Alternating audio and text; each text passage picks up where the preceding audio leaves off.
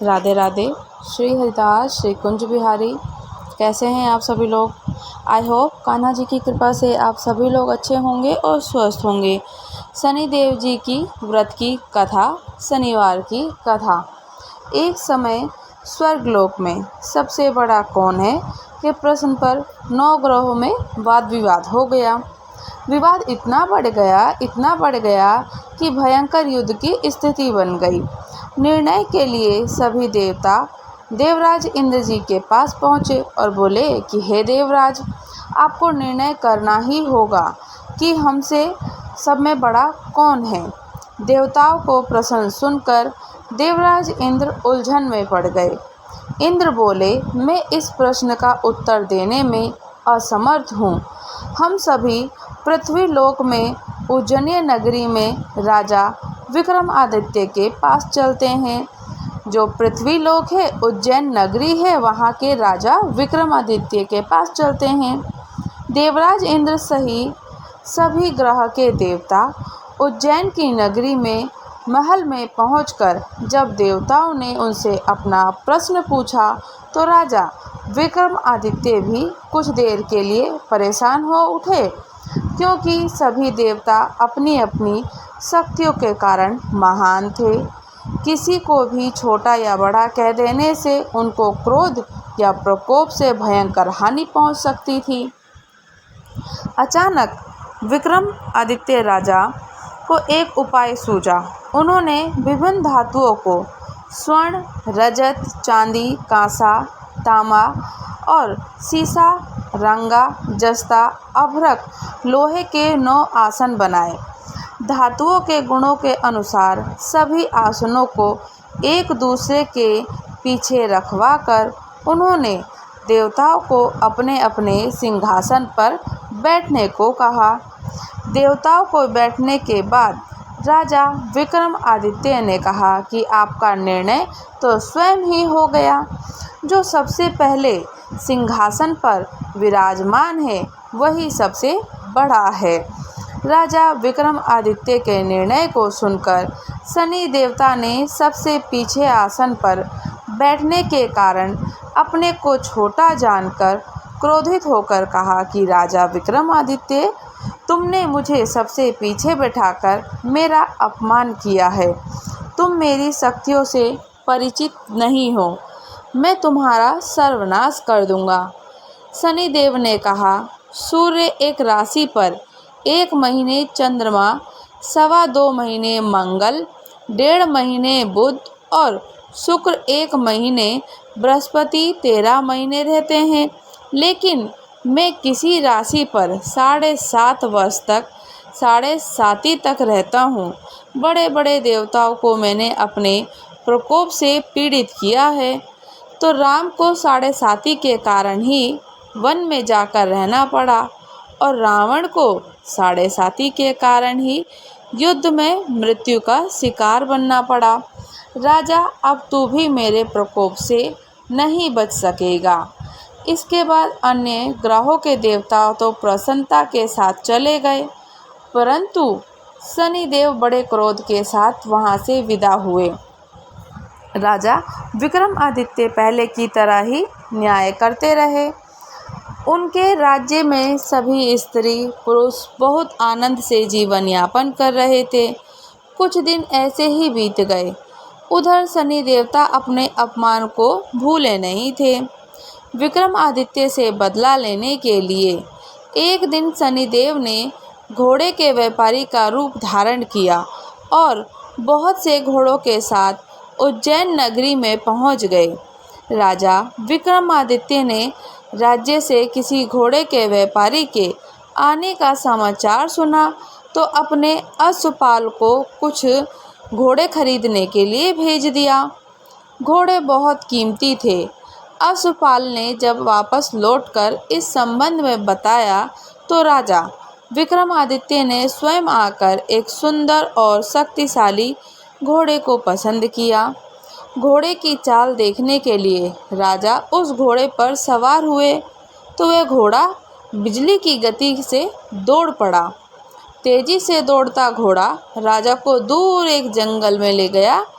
फिर राजा को वहां गिराकर जंगल में कहीं गायब हो गया। राजा अपने नगर को लौटने के लिए जंगल में भटकने लगा, लेकिन उन्होंने लौटने का कोई रास्ता नहीं मिला। तो राजा को भूख प्यास लग गई। बहुत घूमने पर उसे एक चरवाहा मिला। राजा ने उसे पानी मांगा, तो पानी पीकर राजा ने उस चरवाहा को अपनी अंगूठी दे दी। फिर उससे रास्ता पूछकर वह जंगल से निकलकर पास के नगर में पहुंचा। राजा ने एक सेठ की दुकान पर बैठकर कुछ देर आराम किया। उस सेठ ने राजा से बातचीत की तो राजा ने उसे बताया कि उज्जैन नगरी से आया हूँ। राजा के कुछ देर दुकान पर बैठने से सेठ जी बहुत बिक्री हुई। सेठ ने राजा को बहुत भाग्यवान समझा और खुश होकर उसे अपने घर भोजन के लिए ले गया। सेठ के घर सोने का एक हार खूंटी पर लटका हुआ था, तो राजा को उस कमरे में छोड़कर सेठ कुछ देर के लिए बाहर गया। तभी एक आश्चर्यजनक घटना घटी। राजा के देखते देखते सोने की उस हार को खूंटी निगल गई। सेठ ने कमरे में लौटकर हार को गायब देखा, तो चोरी का संदेह राजा पर ही किया, क्योंकि उस कमरे में राजा ही अकेला बैठा था। सेठ ने अपने नौकर से कहा कि इस परदेसी को रस्सियों से बांधकर नगर के राजा के पास ले चलो। राजा ने विक्रमादित्य से हार के बारे में पूछा, तो उसने बताया कि उसे देखते ही देखते खूंटी ने हार को निगल लिया। इस पर राजा ने क्रोधित होकर चोरी करने के अपराध में विक्रमादित्य के हाथ पांव काटने का आदेश दे दिया। राजा विक्रमादित्य के हाथ पांव काटकर उस नगर के सड़क पर छोड़ दिया गया। कुछ दिन के बाद एक तेली उसे उठाकर अपने घर ले गया विक्रमादित्य को, और उसे अपने कोलू पर बिठा दिया। राजा आवाज़ देकर बैलों को हाँकता रहा और इस तरह से तेली का बेल चलता रहा। राजा को भोजन मिलता रहा। शनि के प्रकोप की 7.5 पूरी होने पर वर्षा ऋतु प्रारंभ हुई। राजा विक्रमादित्य एक रात मेघमल्हार गा रहा था। तभी नगर के राजा की लड़की राजकुमारी मोहिनी रथ पर सवार उस तेली के घर पर पहुंच गई। उसने मेघमल्हार सुना तो बहुत अच्छा लगा। दासी को भेजकर गाने वाले को लाने को कहा कि जो गाना गा रहा है उसे बुला कर लाओ। दासी ने लौटकर राजकुमारी को अपंग राजा के बारे में सब कुछ बता दिया। राजा विक्रमादित्य अपंग हो गए थे। राजकुमारी उसके मेघमल्हार से बहुत मोहित हो गई। उसने सब कुछ जानकर भी अपंग राजा से विवाह करने का निश्चय कर लिया। राजकुमारी ने अपने माता पिता से जब ये बात कही तो वो हैरान हो गए। रानी ने मोहिनी को समझाया कि बेटी, तेरे भाग्य में तो किसी राजा की रानी होना लिखा है, फिर तो उस अपंग से विवाह करके अपने पांव पर कुल्हाड़ी क्यों मार रही है। राजकुमारी ने अपनी जिद नहीं छोड़ी। अपनी जिद पूरी करने के लिए उसने भोजन करना छोड़ दिया, प्राण देने का निश्चय कर लिया। आखिर राजा और रानी को विवश होकर अपंग विक्रमादित्य से राजकुमारी का विवाह करना ही पड़ा। विवाह के बाद राजा विक्रमादित्य और राजकुमारी तेली के घर में रहने लगे। उसी रात स्वप्न में शनिदेव ने राजा से कहा, राजा, तुमने मेरा प्रकोप देख लिया। मैंने तुम्हें अपने अपमान का दंड दिया। राजा ने शनिदेव से क्षमा करने को कहा और प्रार्थना की कि हे शनिदेव, आपने जितना दुख मुझे दिया अन्य किसी को ना देना। शनिदेव ने कुछ सोचकर कहा, राजा, मैं तुम्हारी प्रार्थना स्वीकार करता हूँ।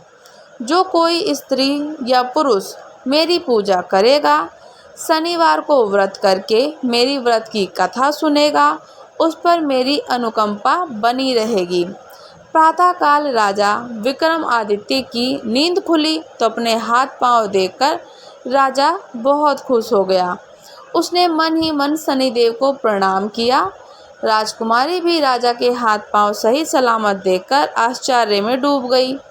तब राजा विक्रमादित्य ने अपना परिचय देते हुए शनिदेव के प्रकोप की सारी कहानी सुना दी। सेठ को जब इस बात का पता चला तो दौड़ता हुआ तेली के घर पहुंचा और राजा के चरणों में गिरकर क्षमा मांगने लगा। राजा ने उसे क्षमा कर दिया क्योंकि ये सब तो शनिदेव का प्रकोप के कारण हुआ था। सेठ राजा को अपने घर ले गया, उसे भोजन कराया। भोजन करते समय वहाँ एक आश्चर्य घटना घटी जो कि सब देखते के देखते रह गए। उस खूंटी ने हार उगल दिया। सेठ जी ने अपनी बेटी का विवाह भी राजा के साथ कर दिया और बहुत से स्वर्ण आभूषण धन आदि देकर राजा को विदा किया। राजा विक्रमादित्य राजकुमारी मोहिनी और सेठ की बेटी के साथ उज्जैन की नगरी पहुँचे तो नगरवासियों ने हर्ष से उनका खूब स्वागत सत्कार किया। अगले दिन राजा विक्रमादित्य ने पूरे राज्य में घोषणा कराई कि शनिदेव सब देवताओं में सर्वश्रेष्ठ हैं। प्रत्येक स्त्री या पुरुष शनिवार को उनका व्रत करे और व्रत की कथा सुने। राजा विक्रमादित्य की घोषणा से शनिदेव बहुत प्रसन्न हुए। शनिवार का व्रत करने और व्रत की कथा सुनने के कारण सभी लोगों की मनोकामनाएं शनिदेव जी की अनुकंपा से पूरी होने लगी। सभी लोग आनंद पूर्वक रहने लगे। शनिदेव जी की जय हो। राधे राधे। श्री हरिदास श्री कुंज बिहारी। अगर आप लोग हमारे चैनल पर नए हैं तो चैनल को लाइक शेयर और सब्सक्राइब करना बिल्कुल भी ना भूलें और मुझे आप लोग कमेंट्स करके ज़रूर बताइएगा कि आपको कथा कैसी लगी। राधे राधे।